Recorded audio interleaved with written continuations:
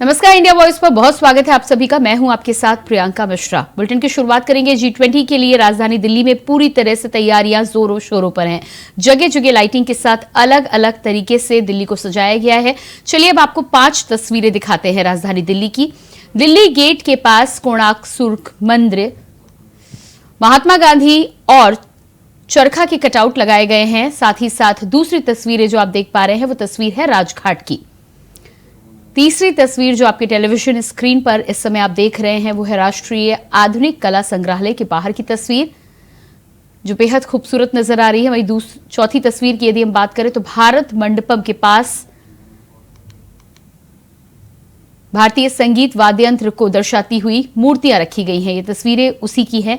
और 5वीं और आखिरी तस्वीर की यदि बात करें तो सेंट्रल दिल्ली की ये तस्वीर है। पुलिस के मोबाइल पुलिस स्टेशन लॉन्च के समय की ये तस्वीर आप तक पहुंचा रहे हैं। प्रधानमंत्री नरेंद्र मोदी गुरुवार सुबह 18वें पूर्वी शिखर सम्मेलन और 20वें आसियान भारतीय शिखर सम्मेलन में भाग लेने के लिए इंडोनेशिया पहुंचे। जकार्ता इंटरनेशनल एयरपोर्ट पर प्रधानमंत्री का औपचारिक स्वागत किया गया। आसियान भारत शिखर सम्मेलन को संबोधित करते हुए पीएम मोदी ने कहा कि आसियान भारत की एक्ट ईस्ट पॉलिसी का केंद्र स्तंभ है। भारत की इंडो पैसिफिक पहल में भी आसियान क्षेत्र की प्रमुख भूमिका है। साथ ही साथ वैश्विक अनिश्चितताओं के माहौल में हर क्षेत्र में हमारे आपसी सहयोग में लगातार प्रगति हो रही है। योर मैजेस्टी, एक्सेलेंसीज, हमारी हिस्ट्री और ज्योग्राफी भारत और आसियान को जोड़ते हैं। साथ ही साझा वैल्यूज, क्षेत्रीय एकता, शांति, समृद्धि और मल्टीपोलर वर्ल्ड में साझा विश्वास भी हमें आपस में जोड़ता है। आसियान भारत की एक्ट ईस्ट पॉलिसी का केंद्रीय स्तंभ है। भारत आसियान सेंट्रलिटी और इंडो पैसिफिक पर आसियान के आउटलुक का पूर्ण समर्थन करता है। पिछले वर्ष हमने भारत आसियान फ्रेंडशिप ईयर मनाया और आपसी संबंधों को एक कॉम्प्रिहेंसिव स्ट्रेटेजिक पार्टनरशिप का रूप दिया। योर मैजेस्टी, एक्सेलेंसीज, आज वैश्विक अनिश्चितताओं के माहौल में भी हर क्षेत्र में हमारे आपसी सहयोग में लगातार प्रगति हो रही है। इस वर्ष की आसियान समिट की थीम है ASEAN matters, epicentrum of growth. ASEAN matters क्योंकि यहां सभी की आवाज सुनी जाती है, और ASEAN is epicentrum of growth क्योंकि वैश्विक विकास में आसियान क्षेत्र की अहम भूमिका है। वसुधैव कुटुंबकम, one earth, one family, one future की यही भावना भारत की G20 अध्यक्षता की भी थीम है। हिस्ट्री और ज्योग्राफी भारत और आसियान को जोड़ते हैं। साथ ही साझा वैल्यूज, क्षेत्रीय एकता, शांति, समृद्धि और मल्टीपोलर वर्ल्ड में साझा विश्वास भी हमें आपस में जोड़ता है। आसियान भारत की एक्ट ईस्ट पॉलिसी का केंद्रीय स्तंभ है। भारत आसियान सेंट्रलिटी और इंडो पैसिफिक पर आसियान के आउटलुक का पूर्ण समर्थन करता है। भारत के इंडो पैसिफिक इनिशिएटिव में भी आसियान क्षेत्र का प्रमुख स्थान है। गुरुवार को टीएमसी सांसद डेरेक ओ ब्रायन ने दिल्ली पुलिस को एक पत्र लिखा है। इस पत्र में उन्होंने दिल्ली में 3 स्थानों पर विरोध प्रदर्शन करने की अनुमति मांगी है, जिसमें 2 अक्टूबर और 3 अक्टूबर को मनरेगा योजना के तहत मजदूरी से वंचित पश्चिम बंगाल के श्रमिकों को शामिल करते हुए लोगों को स्ट्रीट यानी कि केंद्रीय मंत्री गिरिराज सिंह का आवास, कृषि भवन और जंतर मंतर पर प्रदर्शन करने की अनुमति मांगी गई है, जिसको लेकर पश्चिम बंगाल सरकार में मंत्री शशि पांजी ने भी कहा है कि बंगाल विधानसभा चुनाव हारने के बाद भाजपा और केंद्र सरकार ने बंगाल की जनता से बदला लिया है।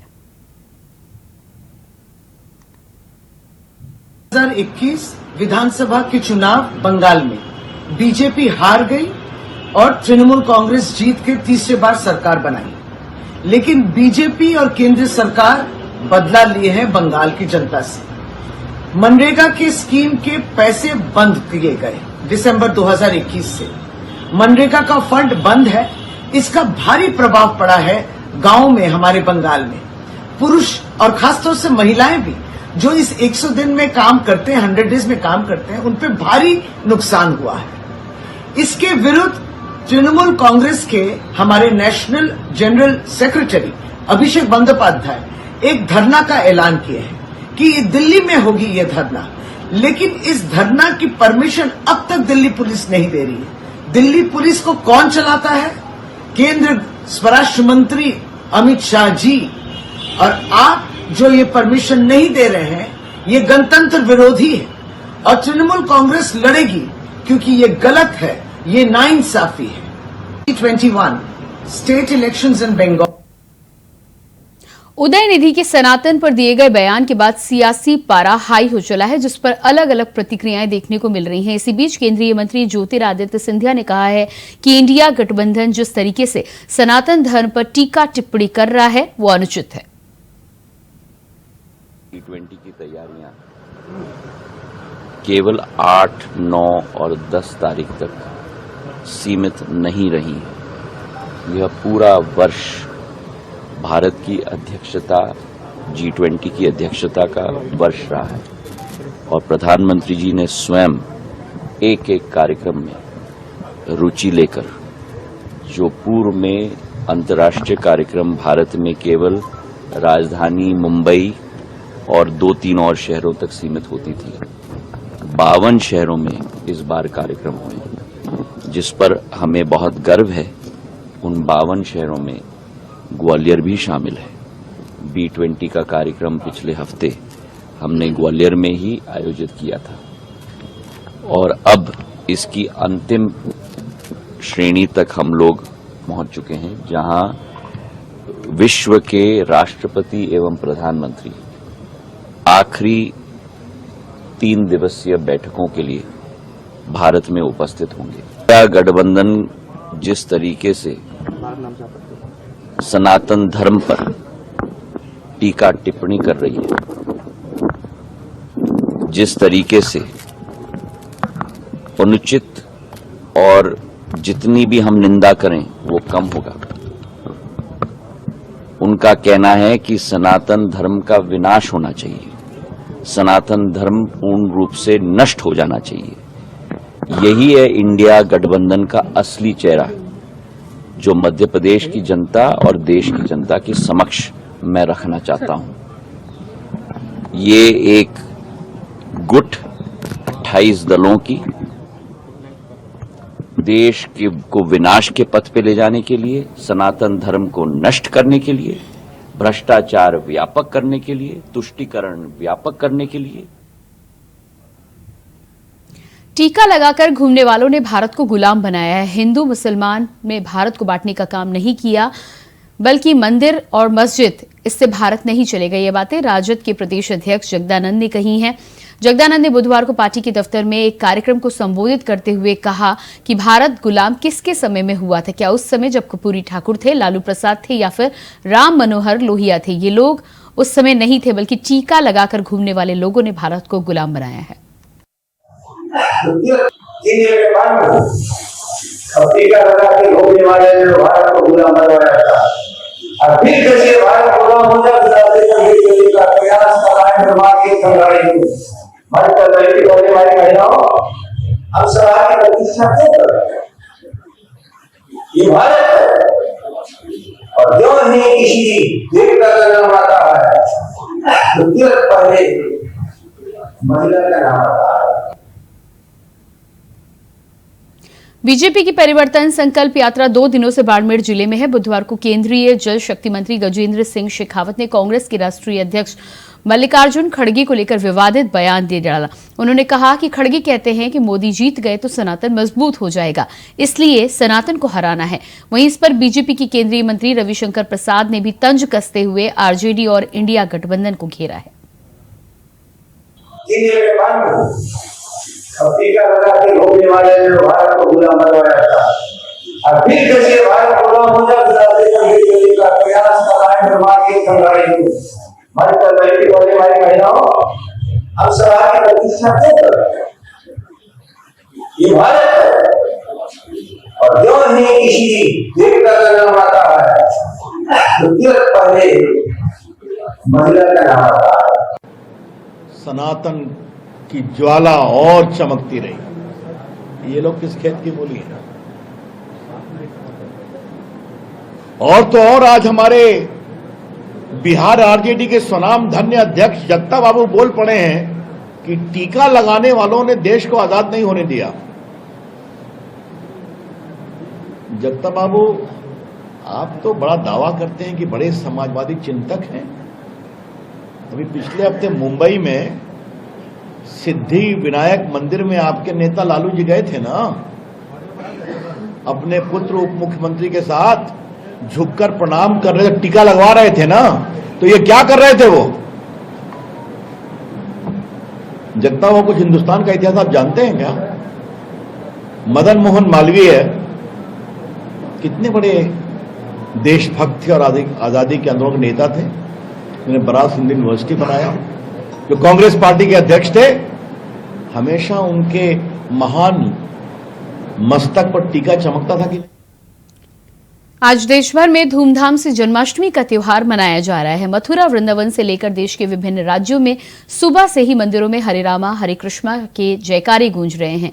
श्री कृष्ण को भगवान विष्णु का अवतार भी माना जाता है, इसलिए चलिए आपको दिखाते हैं 5 तस्वीरें, जिसमें पहली तस्वीर मथुरा में कृष्ण जन्मभूमि मंदिर की है, जहां पर मंगल आरती के समय ये तस्वीर ली गई है। दूसरी तस्वीर दिल्ली में जन्माष्टमी के अवसर पर इस्कॉन मंदिर में तुलसी आरती की सामने आई है। वहीं तीसरी तस्वीर नोएडा के इस्कॉन मंदिर की है, जिसमें मंगला आरती की जा रही है। चौथी तस्वीर की बात करें तो उड़ीसा के भुवनेश्वर में जगन्नाथ संस्कृति के अनुसार जन्माष्टमी मनाई गई, जिसकी तस्वीरें आप अपने टीवी स्क्रीन पर देख पा रहे हैं। वहीं 5वीं तस्वीर पश्चिम बंगाल के कोलकाता के इस्कॉन मंदिर की है, जहां भक्तों ने जन्माष्टमी के जश्न को मनाया और पूजा प्रार्थना की।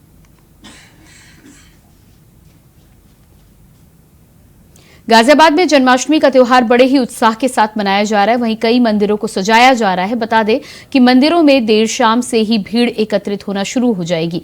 उसके बाद झांकियां, पूजा अर्चना, कीर्तन, भजन करके भक्त भगवान श्री कृष्ण का जन्म दिवस बड़े ही धूमधाम और हर्षोल्लास के साथ मनाएंगे।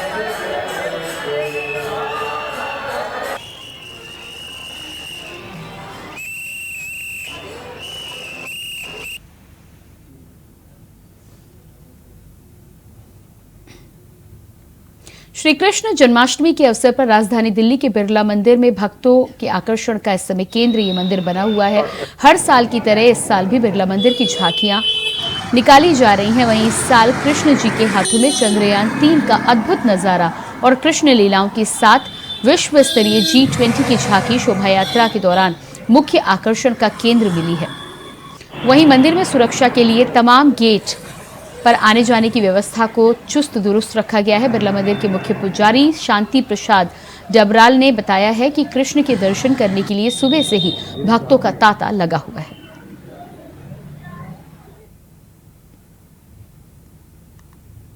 प्रजापिता ब्रह्म कुमारी विश्वविद्यालय में आज धूमधाम से श्री कृष्ण जन्माष्टमी का त्योहार मनाया गया। इस महोत्सव में हजारीबाग सांसद जयंत सिन्हा भी मौजूद रहे। वहीं कार्यक्रम में बच्चे कृष्ण और राधा के वेश में नजर आए। इस मौके पर पूजा अर्चना की गई। राधा कृष्ण को झूले में झुलाया गया।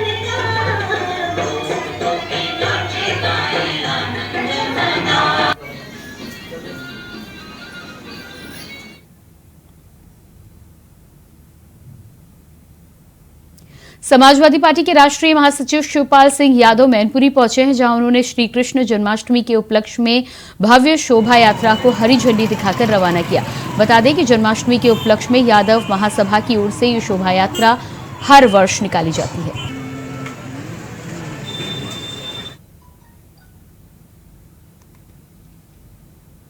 हरियाणा में तालाबों के विकास किया जा रहा है। हरियाणा के मुख्यमंत्री मनोहर लाल खट्टर ने अक्टूबर 2018 से ही तालाब प्राधिकरण का गठन कर दिया था। बता दें कि हरियाणा में 19,520 तालाब हैं, जिनमें से 12,000 तालाब प्रदूषित हैं।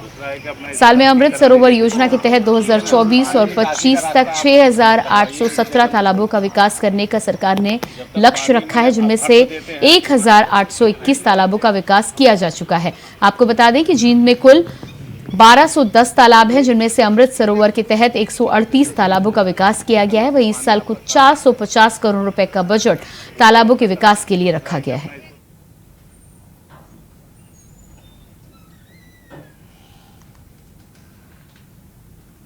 और अब खबर राजस्थान से। 2 दिवसीय दौरे पर उद्योग नगरी भीलवाड़ा पहुंचे मुख्यमंत्री अशोक गहलोत ने उद्योगपतियों से मुलाकात की। इस दौरान अशोक गहलोत ने कहा है कि उद्योगों के लिए राज्य में बेहतरीन माहौल पैदा किया जा रहा है। राज्य सरकार उद्योगपतियों को विभिन्न सुविधाएं और पैकेज दे रही है। इसी राष्ट्रीय अंतर्राष्ट्रीय निवेशकों में विश्वास बढ़ा है और वे राज्य में इकाइयां स्थापित करने के लिए आ रहे हैं। उद्योगपति SN मोदानी ने भीलवाड़ा में टेक्सटाइल पार्क, गारमेंट पार्क का सुझाव दिया है।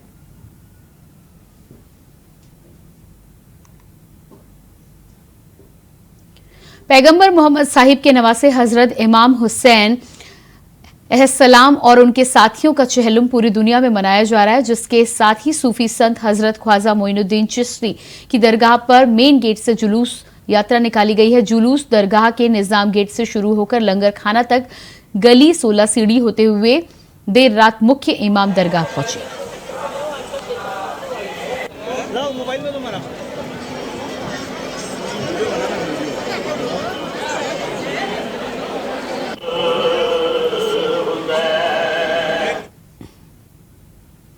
अगली खबर रायबरेली के ऊंचाहार थाना क्षेत्र से है, जहां पर ढाबा पर खाना खाते समय मामूली विवाद हो गया, जिसके चलते बदमाशों ने ढाबे से निकलते समय ट्रक चालक पर फायरिंग कर दी। गोली लगने से ट्रक चालक घायल हो गया, जिसके बाद उसे जिला अस्पताल में भर्ती कराया गया है। युवक की हालत नाजुक बताई जा रही है।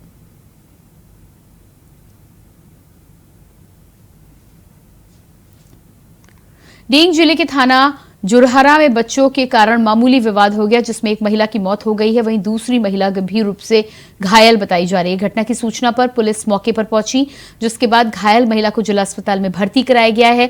तो वहीं पुलिस ने मृतका के शव को पोस्टमार्टम कराकर परिजनों को सौंप दिया है। बता दें कि मृतका के परिजनों ने 2 महिलाओं समेत कुल 9 लोगों पर मामला दर्ज कराया है। पुलिस 4 लोगों को हिरासत में लेकर पूछताछ की शुरुआत कर रही है।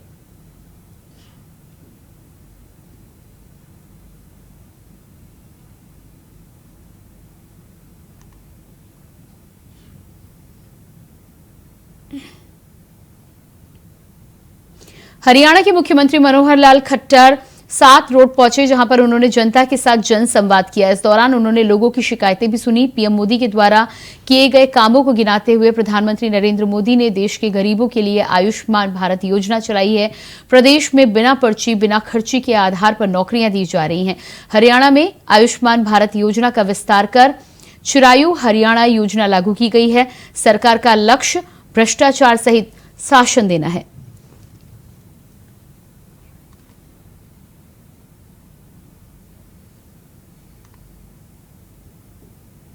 आम आदमी पार्टी के नेता अशोक तंवर दरअसल मुख्यमंत्री मनोहर लाल खट्टर के हिसार दौरे से पहले आप के 2 पदाधिकारियों को गिरफ्तार कर लिया गया।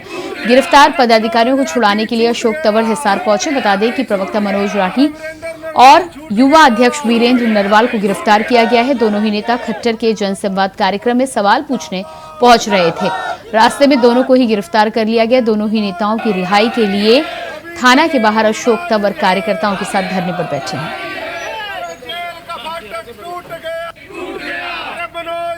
छूट गया भाई, छूट गया वीरेंद्र नरवाल, छूट गया। अमरोहा में हसनपुर कोतवाली क्षेत्र में एक मकान भरभरा कर गिर पड़ा, जिसके मलबे में दबकर एक की मौत हो गई। वहीं 3 लोग घायल बताए जा रहे हैं।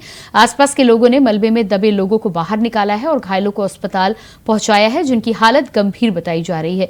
वहीं शव को पुलिस ने पोस्टमार्टम के लिए अस्पताल भेज दिया है। और अब बात करेंगे अगली खबर की। अगली खबर ललितपुर से आ रही। ललितपुर में आकाशीय बिजली का कहर देखने को मिला है, जहां पर जाखलौन थाना क्षेत्र के बमौरी कला गांव में बारिश के बीच अचानक आकाशीय बिजली की चपेट में आने से एक 55 साल के शख्स की मौत हो गई। बताया जा रहा है कि शख्स एक पेड़ के नीचे खड़ा हुआ था, तभी यह हादसा हुआ, जिसके बाद परिजनों में कोहराम मचा हुआ है।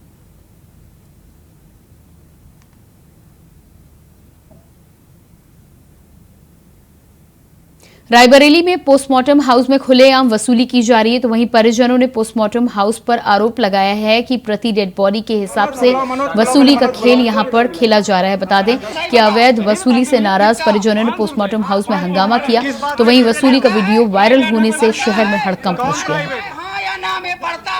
हम लोग प्राइवेट हैं। पढ़ता है कि नहीं? हाँ, पढ़ता क्यों नहीं सर? बताएं कौन सर है? कौन बताएगा?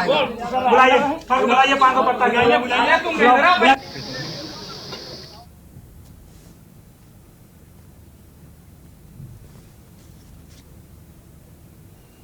मोतिहारी पूर्वी चंपारण जिले में अपराधी बेलगाम हो गए हैं। 3 दिन से रोज गोलीबारी की घटनाएं यहां पर हो रही हैं। ताजा मामला चिरैया थाना क्षेत्र का बताया जा रहा है, जहां एक एसएसबी जवान की गोली मारकर हत्या कर दी गई है।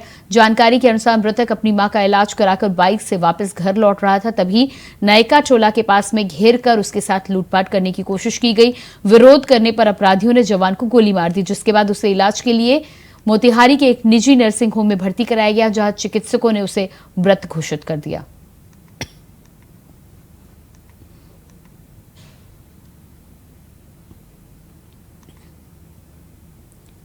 अगली खबर महोबा से है, जहां गलती का विरोध करना लोगों को भारी पड़ गया। दरअसल कुछ बदमाश बेवजह गाली दे रहे थे, तभी पीड़ित ने इसका विरोध किया, जिसके बाद गुंडे भड़क गए और बीच सड़क पर पीड़ित को लात घूंसों से पीटने लगे।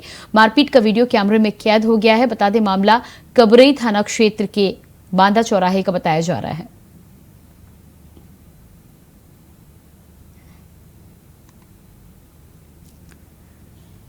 G20 को लेकर दिल्ली की तमाम एजेंसियां दिल्ली के सौंदर्यीकरण पर पिछले कई महीनों से दिन रात लगी हुई हैं, लेकिन दूसरी तरफ दिल्ली के पंजाबी बाग में एलिवेटेड बनने का काम पिछले कई महीनों से धीमी गति से चल रहा है, जिसकी वजह से यहां पर दिन के समय में कई किलोमीटर तक लंबा जाम देखने को मिलता है, जिससे लोगों को दिक्कतों का सामना करना पड़ता है।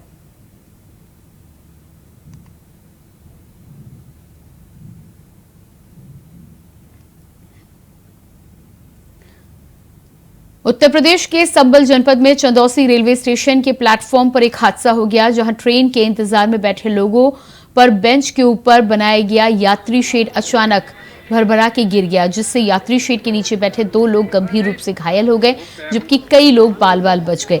यात्री शेड गिरने से प्लेटफॉर्म पर अफरा तफरी का माहौल हो गया। प्लेटफॉर्म पर मची अफरा तफरी के बीच घायल हुए लोग काफी देर तक प्लेटफॉर्म पर मदद का इंतजार करते रहे।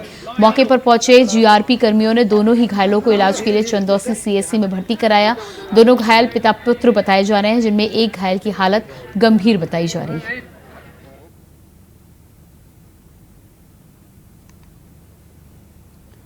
और अब बात करेंगे मुरादाबाद की, जहां युवती ने गैंगरेप का आरोप लगाया है। बता दें कि युवती ने प्रेमी सुभेज और उसके भाई उवैस शोएब और उसके भाई उवैस पर उसके दोस्तों पर गैंगरेप करने का आरोप लगाया है। तभी पुलिस ने पीड़िता की तहरीर पर 2 अज्ञात सहित 6 लोगों के खिलाफ गैंगरेप करने के आरोप में मामला दर्ज किया है। बता दें कि पुलिस आरोपियों की तलाश में जुट गई है। घटना थाना कुंदरकी इलाके की बताई जा रही है। उनके घर पे मुझे बुलाया, दवा करने के लिए बोले कि कुछ पैसे ले ले, नहीं तो हम तेरे फूफा के ये 2 लड़के हैं। शेर को मेरे रिलेशन से 1.5 साल से शादी का पैसा देता था। छिंदवाड़ा जिले के चौराई थाना क्षेत्र के 12 बरिहारी गांव में एक सनसनीखेज मामला सामने आया है, जहां एक युवक को गांव की महिला पुरुष पर घर जादू टोना कर शक करना बताया गया है, जिसका वीडियो सोशल मीडिया पर खूब वायरल हो रहा है, जहां युवक को महिला चप्पल मारते हुए नजर आ रही है। बता दें कि गांव के लोगों ने युवक को कालिक लगाकर गांव में घूमते हुए देखा है। वहीं इस पूरे मामले में पुलिस का कहना है कि वीडियो की जांच के बाद इस पर वैधानिक कार्रवाई की जाएगी।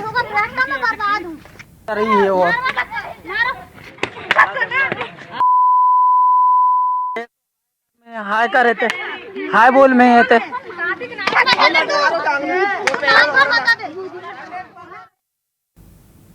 और इसी के साथ फिलहाल इस बुलेटिन में इतना ही। खबरों के लिए बने रहिए इंडिया वॉइस के साथ। नमस्कार।